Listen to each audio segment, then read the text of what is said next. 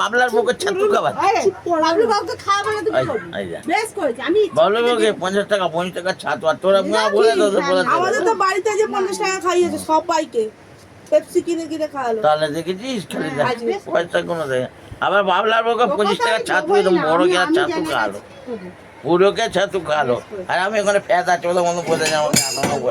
উল্টে আমার গাঁড় মেরে ও ছাতু খেলো 15 টাকা দিনি 15 টাকা দিয়ে তার উসুল করে নি আই যা দেখি ও বলছে দাঁড়িয়ে ওমা একদম দিদা বলবি না কে একদম বলবি না খেলাবি এক লাখ মারবি তোমাকে বলে যাচ্ছে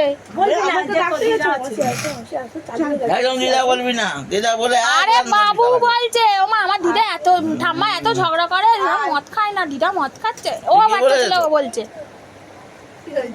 ও বলছে আমি তো দিদা নাই এক লাথি মারবি শালাকে দিদা বলে একদম দিদা বলবি না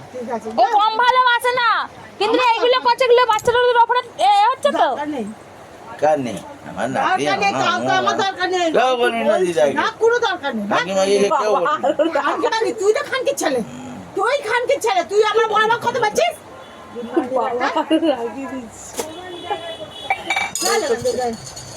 চোখ করে কাজ করে তখনই আদেক করে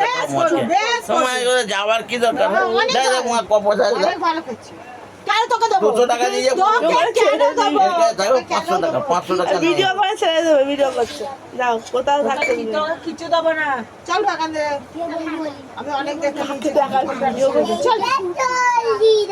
তাহলে গুটা দিয়ে চলে গেল ভাগ চল তোর মায়ের কাছে যা তোর দিদি কাছে বেশি উল্টাপাল্টা কথা বলে না মার কাছে খানকি ছেলে আমার মা মনে হচ্ছে এখন পর্যন্ত গালাগালি দিস তুই গুদমানি আর কি রে তোর মা আছে তোর মত ব্যাটসের কলঙ্ক তোর মা মনে কাছে আছে আছে তোর মা ওখানেই আছে তোর মত ব্যাটসের মানে ওর সাইকেলটা আছে তো মা ভেতরে তোর মত ব্যাটসের কলঙ্ক হাটবারে এরা তোকে সব কিছু খাওয়াতে হাটবা যাবি মাংস আনতে তোমার না খেলে হ্যাঁ ডাক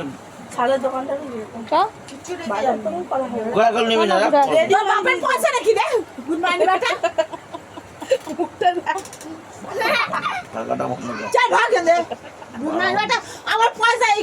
ইলেকট্রিকের বিল সব আমি দিয়েছি আরে আমি বাবাকে এসে বলি এ করি কিন্তু এই মদ খাচ্ছে এগুলো আমার পছন্দ না এর মতন করে মানুষ কেন খাবে আমি মাকে বারবার বলেছি বাবা মদ আমি কতবার বলেছি তুমি রিয়ার ঘরে গিয়ে চলে যাবে বাবা ঝগড়া করে হ্যাঁ আমি বলছি মদ খেলে আমি তো বলেছি যখন বাবা